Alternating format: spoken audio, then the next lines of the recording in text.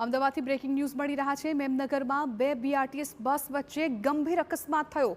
બસ ધડાકાભેર અથડાતા સૌના જીવ અદ્ધર થઈ ગયા। બે બીઆરટીએસ આમને સામે અથડાતા ડ્રાઈવર સહિત 4 લોકોને ઈજા પહોંચી છે। ડ્રાઈવર અને બે મુસાફરોને સારવાર માટે તાત્કાલિક હોસ્પિટલમાં ખસેડવામાં આવ્યા છે। ફરી એક વખત મેગા સિટી અમદાવાદમાં મેમનગરમાં બે બીઆરટીએસ બસ વચ્ચે ટક્કર થઈ છે। બસ ધડાકાભેર અથડાતા સૌના જીવ અદ્ધર થઈ ગયા।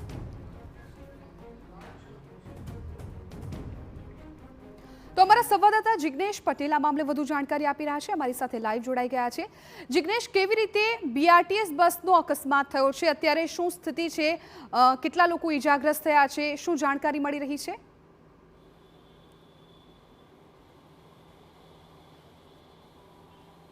જે પ્રમાણે અકસ્માતની વાત કરવામાં આવે તો અત્યાર સુધી બીઆરટીએસ બસનો અન્ય કોઈ વાહન સાથે અકસ્માત થયો હોય તે પ્રકારની ઘટનાઓ તો સામાન્ય બની ગઈ છે, પરંતુ બે બીઆરટીએસ જ્યારે આમને સામને આવતી હોય, અત્યારે પણ એક બસ આવી રહી છે, આ બસ સાથે અથડાય તે પ્રકારની ઘટના આ કિસ્સામાં બની છે। એટલે કે આમને સામને બે બસો અને તે પણ બંને બીઆરટીએસ બસ હોય અને એ પ્રકારનો કોરિડોર કે જે કોરિડોરમાં વચ્ચે કોઈ પણ પ્રકારે અન્ય કોઈ વાહન આવી શકે તે પ્રકારની કોઈ પોઝિશન જ નહોતી। તે રીતની જગ્યા પર આ અકસ્માત થયો છે અને મહત્વની બાબત એ છે કે જે રીતે આ અકસ્માત સર્જાયો તે અકસ્માત દરમિયાન અનેક પેસેન્જરોનો જીવ તાળવે ચોંટી ગયો હતો। બે જેટલા પેસેન્જરોને ઈજા પહોંચતા 108 મારફતે તેમને હોસ્પિટલ ખસેડવામાં આવ્યા છે। TV9 પર આ એક્સક્લુઝિવ દ્રશ્યો છે કે જેમાં એક બે નહીં પરંતુ તમામ કાચ બસના તૂટી ચૂક્યા છે। પ્રત્યક્ષદર્શી આપણી સાથે છે, તેમને પૂછીશું કે આખરે કઈ રીતે અકસ્માત થયો, કેવી રીતે આપે આ અકસ્માત ધ્યાન પર આવ્યું? હા, મારું નામ સૌમિલ નાયક છે। મેં આ સામે મારે અહીંયા ઘણી કેફે છે, મેં જોયું બે બસનો અવાજનો એક્સિડન્ટનો અવાજ આવ્યો એટલે હું બહાર જોવા આવ્યો। અહીંયા ઘણી બસની હાલત થોડી ખબર, થોડીક આગળ બીજી બસ હતી, અહીંયા ઘણીથી બધા પેસેન્જરો ગભરાઈ ગયેલા હતા, બધા રેલિંગો કૂદીને બહાર આવ્યા હતા। એ મેં જોયું, બધાની હેલ્પ બી કરી, મેં બધાને હાથ પકડીને બહાર બી કાઢ્યા છે અને અહીંયા ઘણી થોડોક અફરાતફરીનો માહોલ ઊભો થઈ ગયો હતો। ખાસ તો બે બસ અથડાઈ તો એમાં આપણે લાગ્યું શું? કારણ કે આ અલાયદો કોરિડોર છે, આમાં અન્ય કોઈ વાહન તો હોય જ નહીં, તો બસ ડ્રાઈવરની કઈ શરત ચૂક થઈ, કઈ રીતે આ એક્સિડન્ટ? એવું કહી શકાય કે ડ્રાઈવરની થોડીક કોમ્યુનિકેશન બંને વચ્ચે થોડુંક જજમેન્ટમાં થોડુંક રહ્યું, એના કટ મારવા ગયા બંને વચ્ચે, થોડુંક એમાં અથડાઈ ગઈ। એમાં આ બસને થોડુંક વધારે નુકસાન થયું છે, જ્યારે બીજી બસને થોડુંક આગળનો કાચ તૂટી ગયો હતો।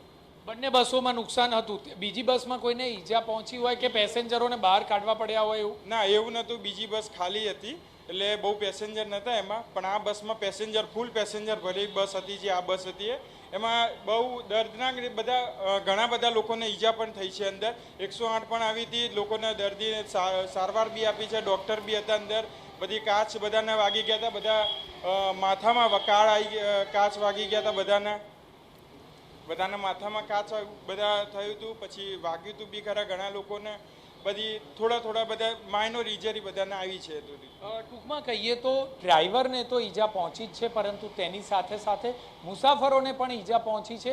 ખૂબ જ ગંભીર બાબત ગણી શકાય, કારણ કે જે રીતે બેફામ ડ્રાઇવિંગ બાબતે બીઆરટીએસ અને એએમટીએસ બસોના ડ્રાઈવરના રફ ડ્રાઇવિંગ વિશે ચર્ચાઓ થતી હોય છે, ત્યારે આ કિસ્સામાં બંને ડ્રાઈવર જવાબદાર છે તે બાબત નિશ્ચિત છે, કારણ કે જે રીતે બંને બસો આમને સામને અથડાઈ છે તે ખૂબ જ ગંભીર બાબત ગણી શકાય, કારણ કે આ પ્રકારના અકસ્માતમાં અન્ય કોઈ વાહન વચ્ચે ન હોવા છતાં માત્ર ને માત્ર ડ્રાઈવરની બેદરકારી ઉડીને આંખે વળગે તે પ્રકારની છે। કારણ કે જે રીતે ફરી એક વખત દ્રશ્યો બતાવીએ કે આ જે બસ તેના રૂટ પર ચાલી રહી હોય, પરંતુ તેમ છતાં સામેથી આવતી બસ, બે બસમાંથી એક બસે પોતાની લેન છોડી અને અન્ય લેનમાં ઘૂસવાનો પ્રયત્ન કર્યો હોય ત્યારે જ આ પ્રકારનો અકસ્માત શક્ય છે। અને આ પ્રકારના અકસ્માતમાં માત્ર ને માત્ર ડ્રાઈવર નહીં પરંતુ તમામ મુસાફરોના જીવ પણ જોખમમાં મુકાયા હતા તે બાબત નિશ્ચિત છે। જે બસ છે તે બસની અંદરના દ્રશ્યો પણ બતાવવાનો એક પ્રયત્ન કરીએ કે જે રીતે બસની અંદરનો માહોલ છે, આ તમામ જગ્યા પર કાચ ઉડેલા છે, અનેક ફર્નિચરને પણ નુકસાન થવા પામ્યું છે. એટલે કે અંદર જ્યારે મુસાફરો બેઠા હશે ત્યારે એ બાબત નિશ્ચિત છે કે જે રીતે કાચ ઉડ્યા છે તેના કારણે નાની મોટી ઈજાઓ અનેક વ્યક્તિઓને પહોંચી હશે, કારણ કે એક બે નહીં પરંતુ સમગ્ર કાચ તૂટેલા જોવા મળી રહ્યા છે. જે કાચ છે તે તમામ મુસાફરોની સીટ પર સીધા તેમને ફેસ પર વાગ્યા હોય તે પ્રકારનું હાલના દ્રશ્યો પરથી સ્પષ્ટ થઈ રહ્યું છે. પરંતુ મહત્વની બાબત એ છે કે આ કિસ્સામાં જે એજન્સી છે તે એજન્સી સામે કડકાઈ ભર્યા પગલાં લેવાય, કડકાઈ ભર્યો દંડ વસૂલવામાં આવે, જેથી કરીને માત્ર ને માત્ર અલગ અલગ પ્રકારની તાલીમની વાતો કરવામાં આવતી હોય છે કે ડ્રાઈવરોને તાલીમ અપાય છે, તેમને ડિસિપ્લિન બાબતે તાલીમ અપાય છે, રફ ડ્રાઇવિંગ ન કરે તે માટેની તાલીમ અપાય છે.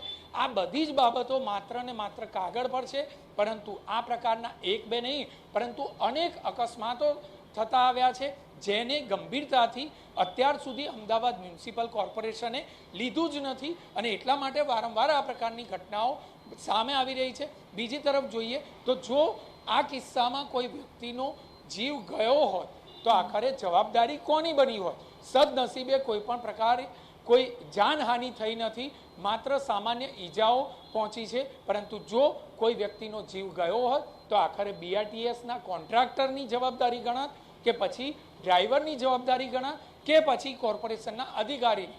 કારણ કે જે રીતે અલાયદો કોરિડોર હોવા છતાં પણ જો આ પ્રકારે બે બસ આમને સામને અથડાતી હોય તો આ ખૂબ જ ગંભીર બાબત ગણાય અને આ પ્રકારની ઘટના ચલાવી બિલકુલ ન લેવાય. તે પ્રકારનું હાલના તબક્કે આ દ્રશ્યો પરથી જોવા મળી રહ્યું છે. જી બિલકુલ જિગ્નેશ, આભાર સમગ્ર માહિતી બદલ. તો ઘટના સ્થળ પરથી અમારા સંવાદદાતાએ એ દ્રશ્યો પણ બતાવ્યા અને બસની શું હાલત થઈ છે એટલે જોઈને અંદાજો લગાવી શકાય છે કે મુસાફરો એ વખતે કેટલા ડરમાં હશે. જો કોઈને પણ વધારે ઈજા પહોંચી હોત તો જવાબદાર કોણ, એ સ્વાભાવિકપણે સવાલ થઈ રહ્યો છે. હાલ તો બંને ડ્રાઈવર ઈજાગ્રસ્ત થયા છે, બે મુસાફર ઈજાગ્રસ્ત થયા છે, જેમને હોસ્પિટલમાં સારવાર માટે ખસેડવામાં આવ્યા છે. પરંતુ અકસ્માત થયો ત્યારે બસની સ્પીડ કેટલી હતી તેને લઈને પણ હવે સવાલો ઊભા થઈ રહ્યા છે.